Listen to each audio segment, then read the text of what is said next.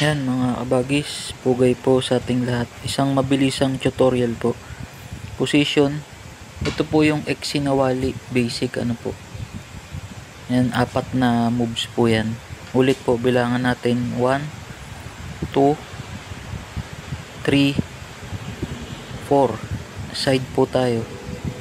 1, 2, 3, 4. Yan, downward strike po.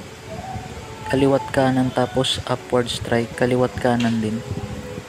Ulit po, 1, 2, 3, 4.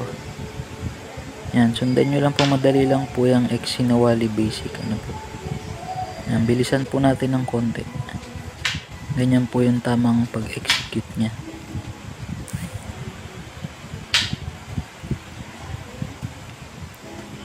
Ayan mga kabagis, sana nakuha po natin ano.